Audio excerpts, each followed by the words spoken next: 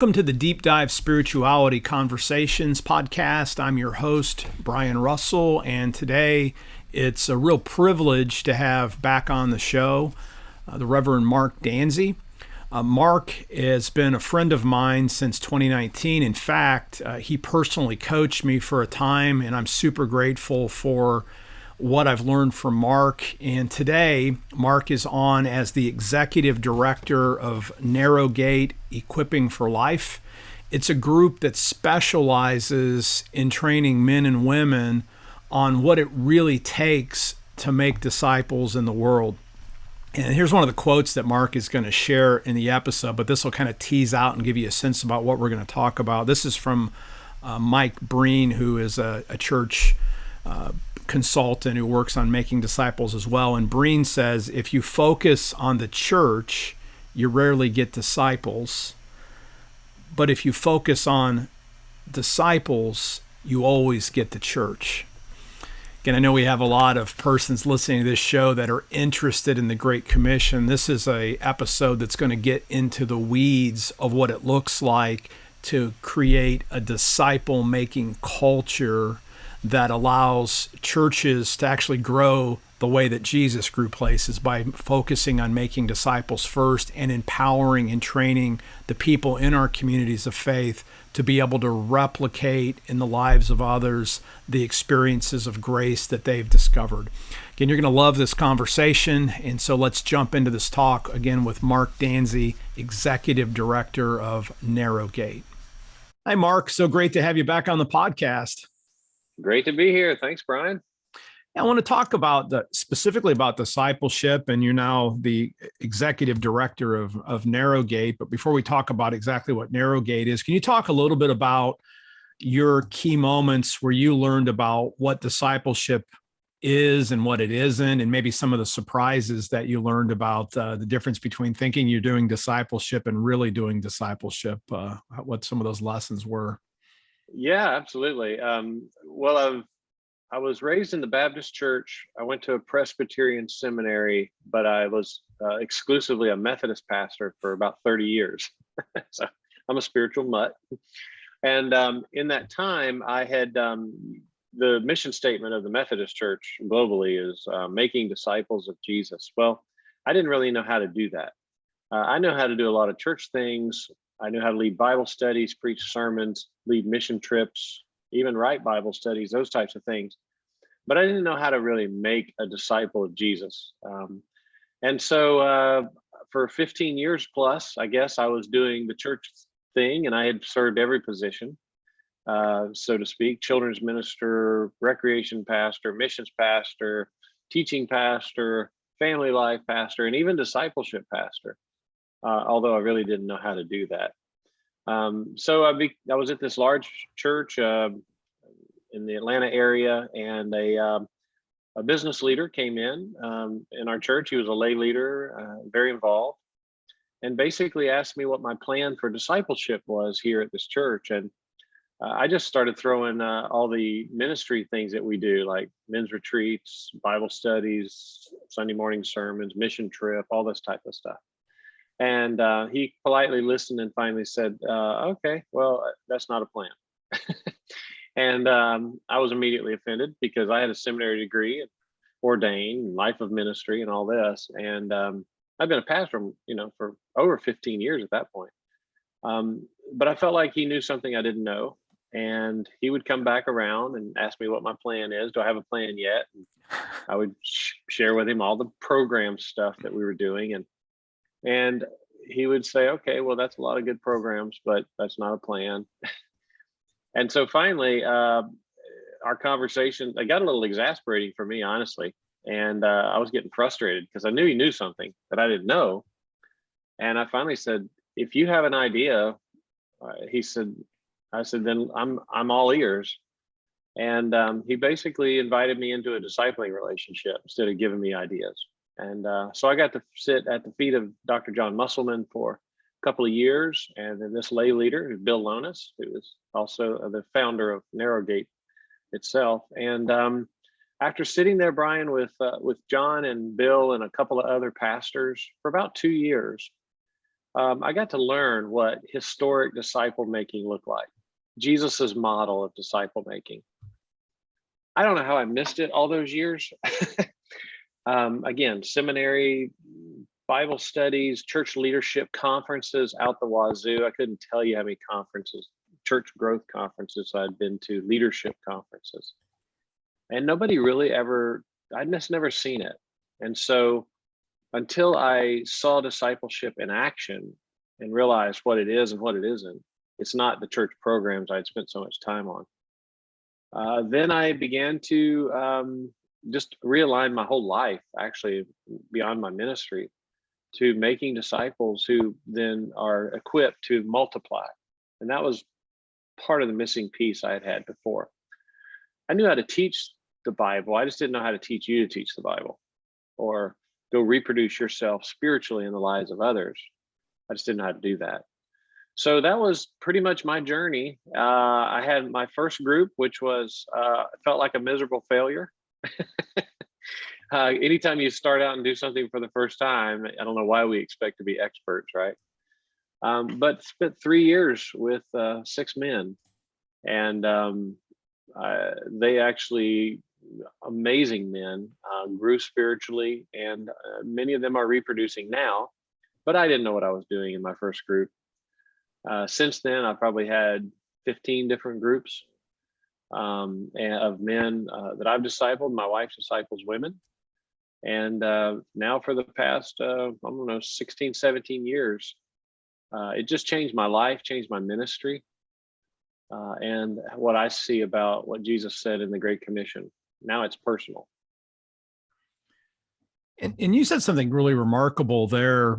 In a sense, you actually allowed yourself to be discipled by a lay person, though you were an ordained person. I mean, that seems unusual at some level because it takes a degree of humility to know that you needed, to know something. So have you found that, you've known a lot of pastors. I know you coached for a long time and you've been involved in a large church. It's like, is it unusual for pastors, and how hard is it for a pastor then to, say, hey, I need to learn something and not be the expert here? Is that the sticking point you see with most clergy, including, like I'm a clergy person myself, and that seems like that was pretty remarkable what you did. Well, true. Now, Dr. Musselman is an ordained Presbyterian pastor. Okay. And so, him kind of leading the group probably helped. But two things come to my mind when you said that. One is I'm a lifelong learner. Good. When I was 18 years old, I was working at a gas station. You remember when you used to pull up to a gas station and people would fill up your car for you? You remember that? I barely remember it, but yeah, I do. Back in the 40s? No, whatever. Anyway, I remember this man had brought his car into the shop that I was working at, and I'm just right out of high school, trying to figure out what I want to do. And so they asked me if he was going to have his car worked on, and it was in Athens near the University of Georgia. And they said, will you give him a ride to the university? He's probably in his 70s. And here I am, 18, smell like gas and oil, and we get in this vehicle and I'm driving to a class at University of Georgia. So I was like, oh, what do you teach? And he said, oh, I'm not a teacher, son. I'm a student. And he was almost 70. And I remember just thinking, and he said something to me that in that truck that day, I'll never forget it. He said, I'm what you call a lifetime learner. Mm. I'm taking a class. And I remember thinking that, Brian, and thinking, a lifetime learner. And there's nothing more magic to that story other than I want to learn something every day. And I have found that lay leaders in a church have a lot more to teach pastors than pastors realize. There are people in our churches who are successful business leaders, coaches, educators. And if the pastor thinks that they're the smartest one in the room, they're in the wrong room, right? So good. To quote Rich Littman. So I just found several years ago, by the grace of God, that as a pastor of a church, I wasn't the smartest one in the church, and I could learn a lot. And so that's one reason that I felt like I was able to be discipled by a non-ordained clergy, so to speak. And then the other is just some ancient wisdom I ran across one day, and I can't remember who said it. I would quote them, but it was basically everybody you meet knows something you don't know. Learn from them. And so I've just taken on those mantras as, and especially in disciple making. One of our friends of the ministry is a guy named Chip Ingram, and he writes a lot of books and teaches and speaks a lot. And if you've ever heard Chip speak, he was discipled by a bricklayer. He was, he'll go back to the guy who was, and every once a week he would meet with Chip and he discipled him. Well, then his real job was he laid bricks. So I think some of the best disciple makers in the world don't have reverend in front of their name or authors. I really think there's some people out there that just get what Jesus did, and they're literally discipling others. So what are some of the things that Jesus did that you've learned and what you do at Narrow Gate? And maybe you should actually just start and say, like, what is Narrow Gate? And that was called Narrow Gate, originally equipping for life. So what is Narrow Gate, and what is it doing regarding discipleship that in your mind puts it more in line with the way that Jesus made disciples than, like you could go buy my book Invitation and use it in a small group and call that a discipleship program, though it's that it's just a book and a tape. So what's different about Narrow Gate from say some other ministries? Well, what we are focused on is truly training men and women to maturity, spiritual maturity, but also with a multiplication lens in mind, to the fourth generation, which is what Paul taught Timothy.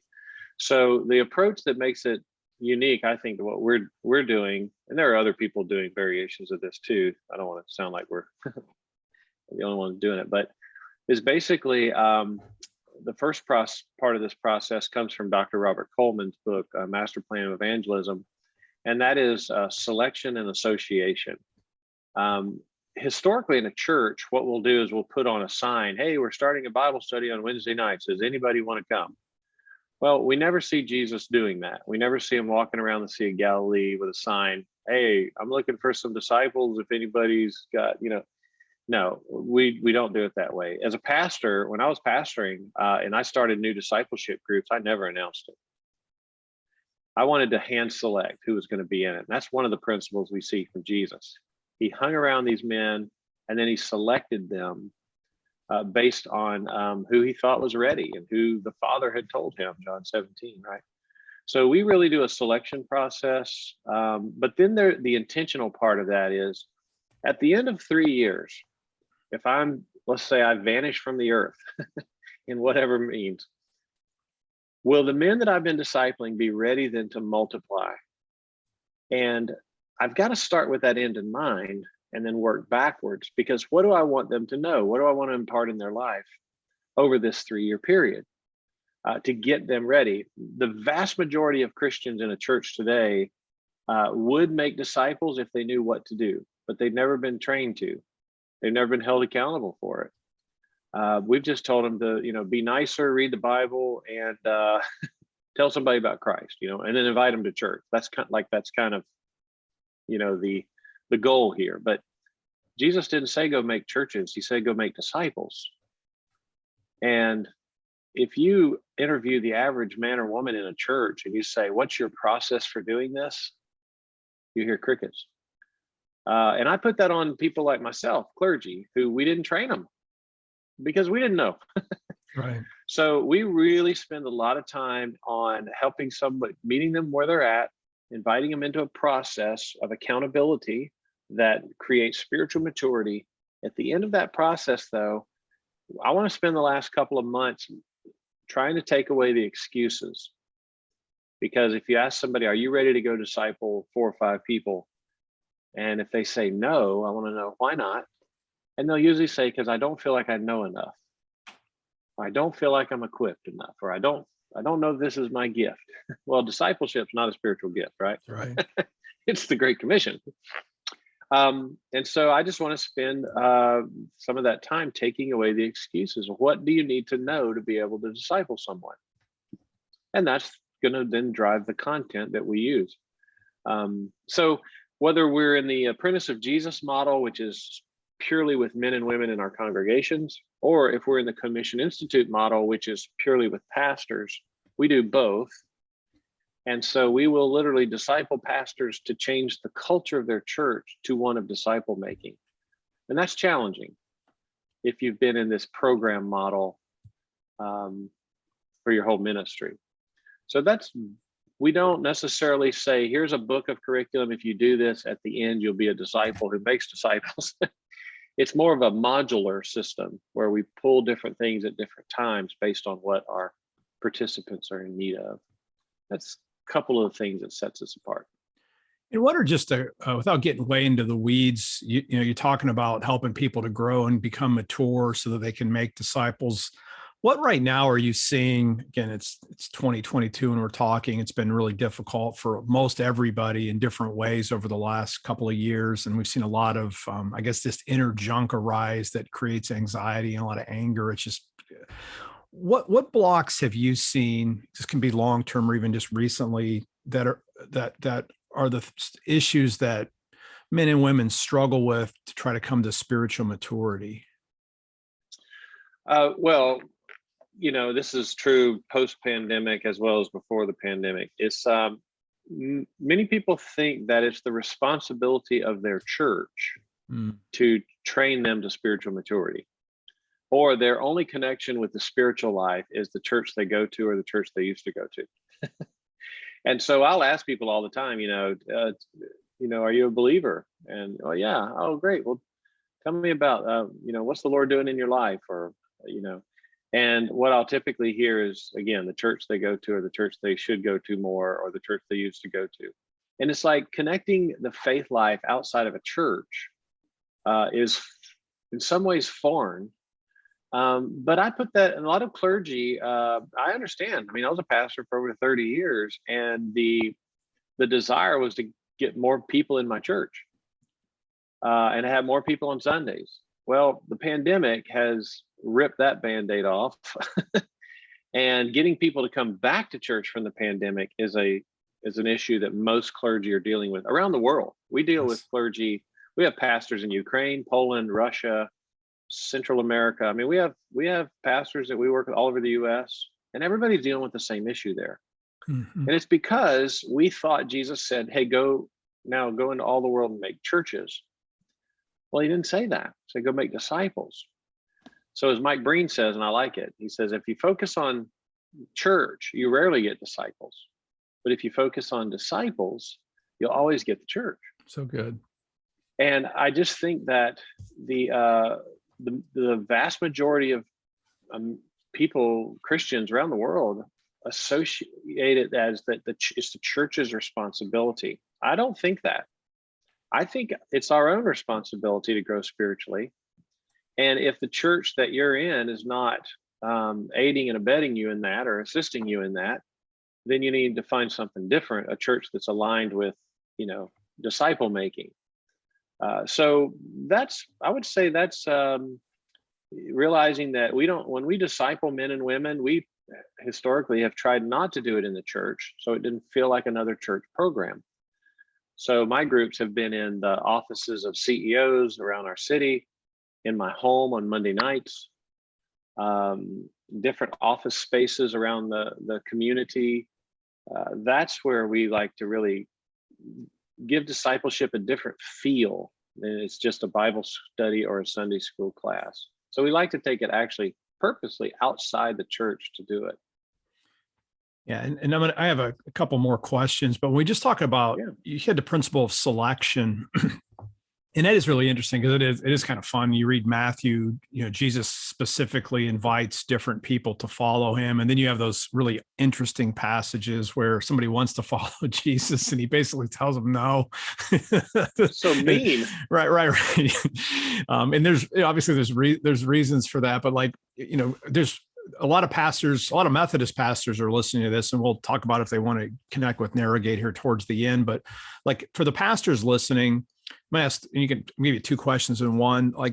What's the basic framework for deciding who you might invite into a discipling or relationship versus who you wouldn't invite. And then if for lay people that are listening that may be like, I'd love to actually get involved and I've been discipled and I want to begin to reach other people. How does a lay person who's not a pastor invite people into a relationship of discipleship? So I'd like to hear kind of from both ways. So like, how does selection work for a pastor? How does selection work for a lay person? There are some differences. The first thing I would say though, which are the same, is I think what makes this so different is to literally pray for the Father to send people to you that need to be discipled. It's John 17:6. Jesus said, I was faithful to the ones you gave me. Yeah. We miss that. And we think that Jesus just went around with his wit, savvy, and experience and kind of hand selected kids like on a dodgeball team, right? No, the Father told him which ones. So I think it changes for a pastor when he says, Lord, reveal to me who you want me to disciple. And then the spiritual antennas go up and we start looking and listening to conversations differently. We start seeing who greets us at the back door of a Sunday morning differently, or who we're just showing some interest spiritually. Then what I like to do is write their names down and then commit to about 6 months of just praying over these individuals as I'm going to launch a group. So if I was going to start a group, I would purposely wait 6 to 8 months before I started the group, because I need 6 to 8 months to begin to pray and select. Now, when you go to a person, Brian, and if I were to say, hey, Brian, as your pastor, let's go to coffee again, as we've been meeting and talking or whatever. And I would ask you, if I felt like the Lord was somebody that wanted you to be in my group, I would say to you, Brian, I have literally been praying over you every day for the last 6 months. The Lord gave me your name. And I know we've been meeting for breakfast or coffee or whatever, but I have literally been praying about a group I'm starting. And I feel like, I'd be honored for you to be in the group. And I don't want you to answer now. I want you to pray. But just know that you have been on my mind and heart, and I've been praying for you now for, say, 6 months, whatever the time frame is. People are blown away by that. I'm not publicizing the group. I'm not casting the net. I'm literally going to only invite a few people that I feel like the Lord has inclined me to, and you're one of them. And so that's the way as a pastor I would do that. I rarely got rejected. Later in the group life, I would ask, how did you get into this group? They would kind of look around like that's a strange question and say, well, you invited me. And I said, oh, well, what was it about the invitation that made you say yes? And the vast majority of people will say, when you told me you'd been praying for me and that the Lord, put me on your heart, how could I resist that? And I've just found that it's Jesus's model. He prayed, came back, and then selected, right? Matthew, or Mark 3:14, actually. So I think that selection process is me as the disciple maker, literally putting up my spiritual antennas and listening. Who is it that is looking for this, that would benefit from this kind of relationship? Now, we kind of have a filter that we look at, which is 5 things that as I'm praying and I'm observing in the selection process, I want to find men who, and my wife would be doing this with women, who are, number one, we call it FAITH, is the acronym, FAITH. Number one, who is it that's faithful? They're showing some elements of faithfulness in their life. If we say we're going to meet, they show up. You see them around at church. They've just got some aspects of faithfulness to their character. The second one is available. Look, if I'm going to have this group on Tuesday mornings at 6 a.m., but you're out of town every Tuesday morning, it's not going to work. So you got to, that's got to work.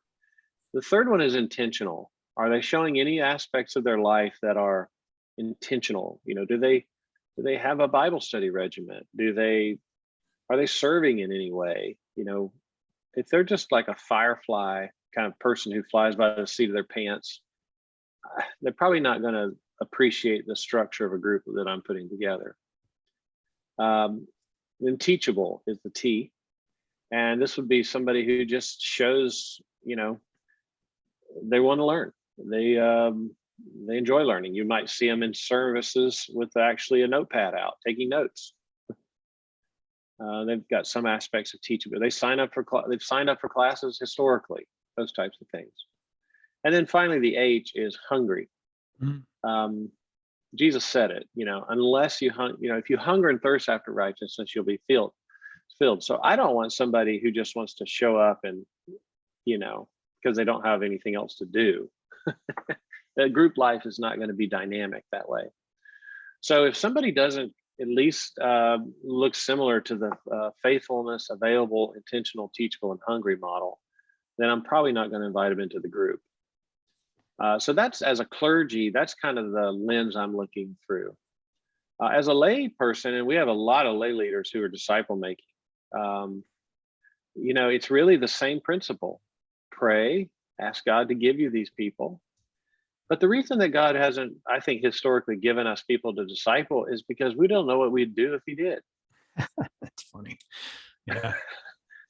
So the question that becomes, well, who should I disciple? Well, we just say whoever God gives you. People they're not crazy about that answer because they want me to give them a roster of, they want me to stock the room for them, so to speak, but I'm not going to do that as their pastor. I can't do that. It's whoever God gives you. And then finally, what would you do if he did give you 5 men? What are you inviting them to? Could you explain it? What would the end look like? What do you want the finished product here to be? And so I think you have to develop what you would do before God gives us the who we would disciple. Yeah, and say a little bit. You've said it a couple different times. So God's going to give you men, and you talk about what your wife does with women. There's some people listening that are used to more inclusion, and you're seeing more and more relationships with men and women working in workplaces. So again, and there's different ideas about this in ministry. But what do you ever have mixed groups? If I'm a female pastor listening, is there something for me? Are there rule? What are like the best practices that you've come up with? Because and I'd just like to hear you talk about the differences between, without getting your approach in terms of dealing with mixed groups or versus of only male groups or only female groups. Yeah. Well, one of the things that we see immediately that makes a discipleship group different than a Bible study or a Sunday school class is the level of depth these relationships get to. Yeah. In a Bible study, it's really easy to hide. The teacher knows about the Bible and they teach you about the Bible and you ask some questions and that's about it. In a discipleship group, though, we're focusing on knowledge, which is like a Bible study, but we're also focusing on skill and character. Yeah. And when you start getting down into the skills of a disciple and then the character, the prayer requests get deeper, more personal. We share our faith journeys. Like I will go first in the group and share the story of my faith life. And I'm going to share some pain in there, all kinds of challenges that I've dealt with. And they're going to be confidential. It's my story to tell, not your story. So let's keep it in this room. And as a pastor, that it takes being vulnerable to be able to do that. But what I found is it's always better to side on the area of vulnerability when it comes to disciple making. But just to understand, if I had people popping in and popping out of this group, I can't be that confidential, right? Now, being that confidential, there are just challenges that women face that men don't understand. Yeah, and vice versa. There are challenges that men face that women don't understand. And so when it comes to what's appropriate to share, what's inappropriate to share, I think more inappropriate things start to surface when we commingle the genders. Walk to Emmaus figured this out. They just don't have it, men and women together on these retreats. And we found that within this life of this discipleship group, we may go away for the weekend. Well, that's challenging if you've got single men and single women, or some couples and some are not. And, there's all kinds of challenges that come up with this. Now, we think every year that we're going to figure out a way to disciple men and women together. And every year we come up with the same challenges, that there's a level of depth that men can share and a level of depth that women can share that tends to rise a little shallower when men and women are commingled. So to date, to this point, we've just found that men with men and women with women is really the best way. Now, there are some couples groups that meet as couples, but then they'll spend some accountability time, one-offing. For instance, if you take John Wesley serious, and I do, and you look at some of the questions he asked his bands, which is Yes. some of the questions we ask, what sin are you struggling with currently? Well, just think about it. If a man's struggling with pornography, is he going to share that with a woman who in a discipleship group? Maybe, or maybe not. It gets And vice. uncomfortable at some level, depending on what the topics are. Yeah. Yeah, Yeah. exactly. And so I just think it compromises the depth. And I don't want to say that as a blanket statement that Right. applies to Right. everybody, because it's very well maybe possible somebody can pull this off. We have not been able to pull it off yet, though. Yeah. Yeah.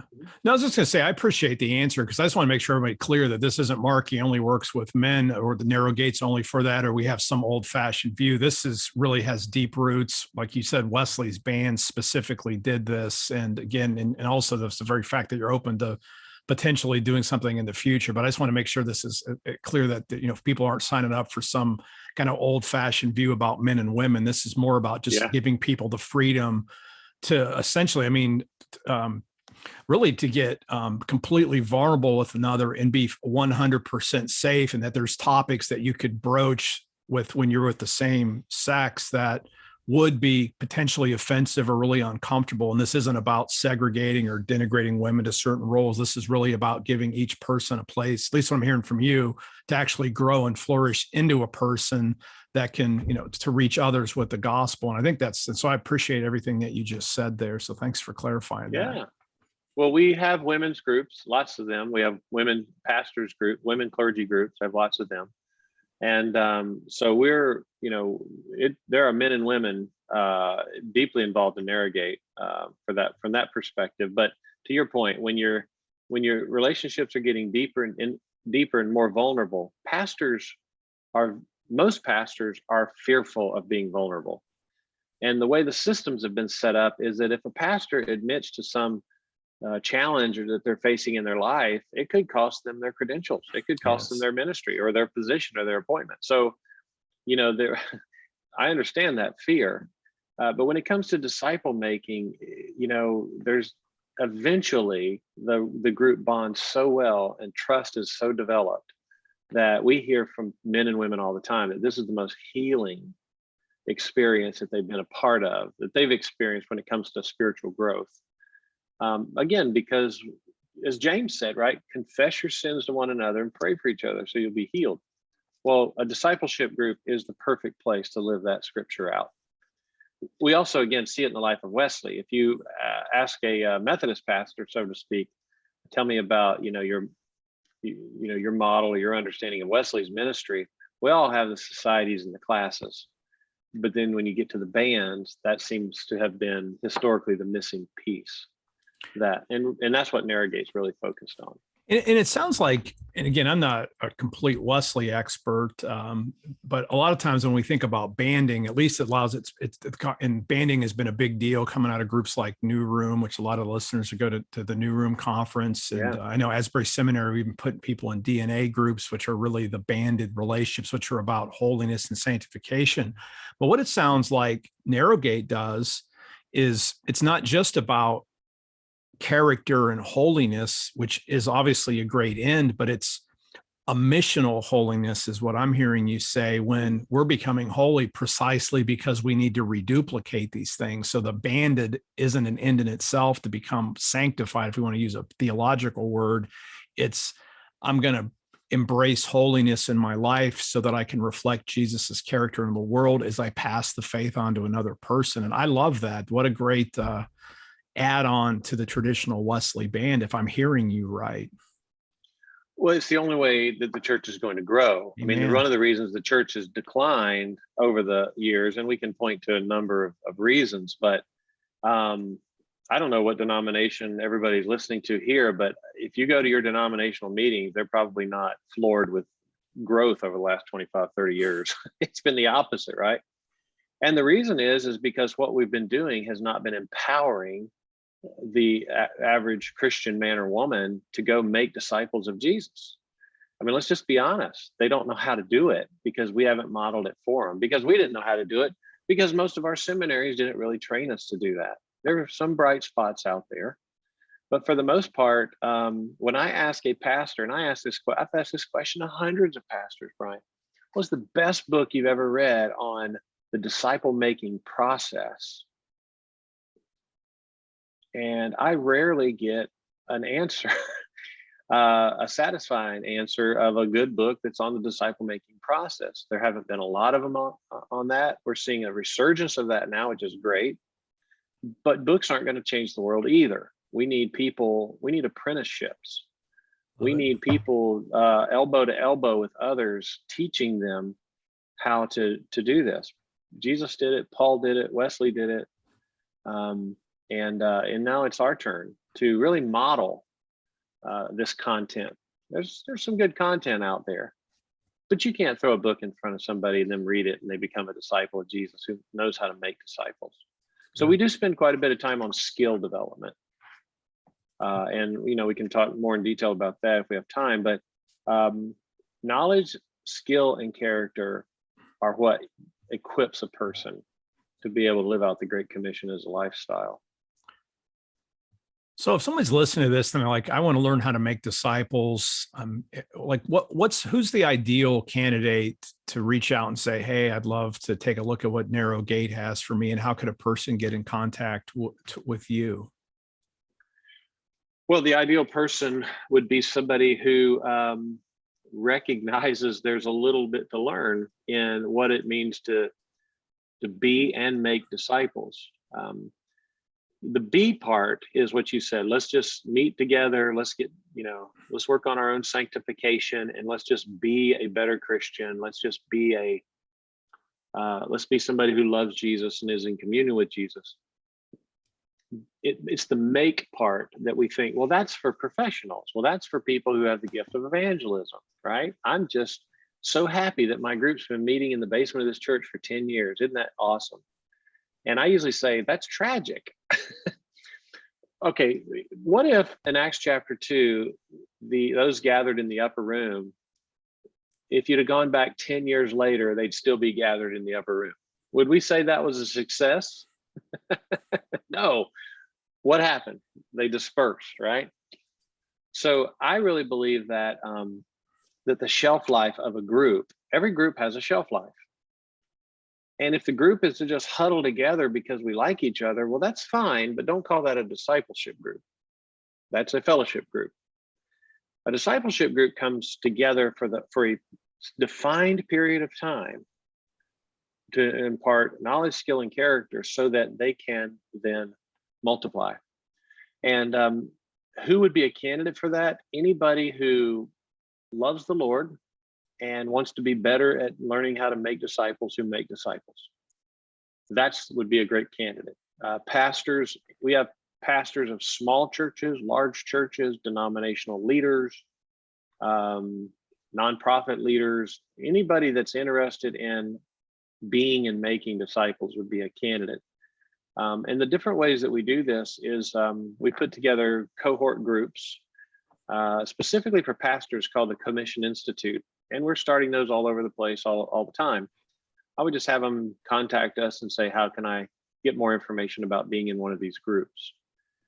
Thanks to Zoom, we've been able to turn the world into Zombies, right? We can all meet by Zoom, and it's being in person is ideal, but being on Zoom is effective. And so we have pastors, again, all over the world who we meet on Zoom, and we can run these institute groups this way as well. So anybody that wants to reach out to us, narrowgateefl.com is our website. And you can find out there how to contact me. I'm on the page. And there's even a button you can schedule time with me. Just schedule, and you and I we'll meet online, and I'll try to answer any questions you have about what it means to be and make, not just to be. I love that. And just to clarify for folks that may be listening, so like, let's say I'm a very capable, committed lay person At this point, again, Narrowgate may have some boundaries around that. Do you actually have something like the Commission Institute for lay persons, or do you recommend it? Is at least you all are specializing essentially on actual on folks that are clergy at this point? Yes, we do. And we have some workshops that we can provide for folks online. We can meet. We've had lay people ask us to come to their church with their pastor's permission. And we've done workshops, weekend workshops, overnight things. What has happened historically, and I find it interesting, is that a lay person will go to their pastor and ask them about the disciple making process. And if their pastor is like I was, and just give them all the program ideas that we have going on, and they get dissatisfied with that, we've actually had lay people introduce us to their pastor. And when the pastor's teachable and humble and hungry, it's translated into a relationship with that church. We are not trying to be the church. We're not trying to replace any part of church. We've just seen the deficiency of the disciple making process in most churches, and are just trying to help churches figure out how to do this for themselves. And so whether that's through workshops or being in one of these committed long-term groups, or if it's just coaching, one of the things we learned, Brian, is that if a person has been trained, but then they're not coached on how to implement that change, it falls off the radar. And so we actually have several coaches on staff, and we provide coaching for pastors on how to transition your church from a program-based ministry to a disciple-making ministry. So that's another option for people. They can hire a coach to work one-on-one or even with their teams to learn how to do this. Great. Yeah, let me just ask a final question. Sure. You mentioned Robert Coleman's book, Master's Plan. So maybe talk a little bit about that. Are there other resources that you have found helpful over the years if somebody just wanted to start with a book before they reached out, where that might be helpful for them? Like what are the best resources right now that you've found, if you're going to say there's 2 or 3 really good books that have helped you in your making of disciples outside of the Bible, of course? Yeah. Well, so Greg Ogden wrote a book called Transforming Discipleship. And Greg, like many of us, was a pastor and saw the deficiencies. Greg, we use his book in our institute, and then Greg usually comes online and meets us and talks to us about his story. He's a really great guy. So Transforming Discipleship by Greg Ogden is one I would, that we use and encourage. I really like the book by Dallas Willard called The Great Omission. Instead of the Great Commission. And he talks about in there mostly how discipleship has been omitted. We may have a department called the discipleship department, but really it's just Christian education. Good. It's not holistic disciple making as we see in the life of Christ or the early church. It's more Sunday school classes, Bible studies, women's groups, those types of things. The Great Omission by Dallas Willard. And then of course, the Master Plan is just a go-to book I work with everybody on. It's just what Dr. Coleman gave us there is just too good to not have experienced. And then there's another one of our guys that we really like and work with too, Robbie Gallaty out of Nashville. He wrote a book called Replicate, and it's a good how-to book on how to replicate disciple making in your church. I will say that no book that we recommend stands on its own as go read this book and you'll know how to do it. You really need to be in a room with others doing this. You need coaching on it. You need to figure out what's going to fit in your unique culture. So that's what the Narrowgate process really does. We're practitioners. We're not selling bunches of books, and we're not selling curriculum. Matter of fact, anything on our website, if you see it, you can have it. And there's lots of teachings on there, lots of resources. But I would say those would be probably 3 or 4 books that come to mind. And when you talk, just to be clear on the Coleman book, is because he's famous for a couple of different books. You all recommend the Master Plan of Discipleship or the Master Plan of Evangelism, or is it both of them that you found to be helpful? The Master Plan of Evangelism is the one that we use. Okay. He wrote this book, I think in 1962 or 63, when he was a professor of evangelism at Asbury. Yeah. He literally tells the story that he didn't know about evangelism or how to teach it. So he got the four gospels out, laid them out side by side, and decided he was going to study how Jesus did it. Figure, well, let's learn from the best, right? And as a result of that, what he saw was an actual plan that Jesus had, not of evangelism, but of disciple making. And he'll say in the book that his plan for world evangelism was the disciple making process. So, the book sounds confusing, Master Plan of Evangelism, but it really is a book on the 8 steps that Jesus took to disciple the 12. And we can use those same 8 steps in 2022 to disciple men and women ourselves. So good. It's good. Yeah. Well, Mark, I want to be fair to the time that we said that we'd give, but I just want to say grateful for you, grateful for your ministry. I will said this in the intro, but you were one of the people that coached me and poured into my life. I've known you now for over 3.5 years, and it's been a total privilege. And I'm just grateful that you came on and shared this valuable information with everybody that's listening today. Thank you, Brian. And again, if anybody wants to reach out on our website, you can schedule time with me right there, and we'll get together and figure out what it is the Lord's calling you to do. And any way we can be helpful, that's what we want to do. And give us the website one more time out loud. Yeah. Narrow Gate, EFL. EFL stands for Equipping for Life.com. NarrowGateEFL.com. All right. And thank you so much, everyone, for listening all the way to the end of this week's episode of the Deep Dive Spirituality Conversations podcast. Until next time, remember, show up, pay attention.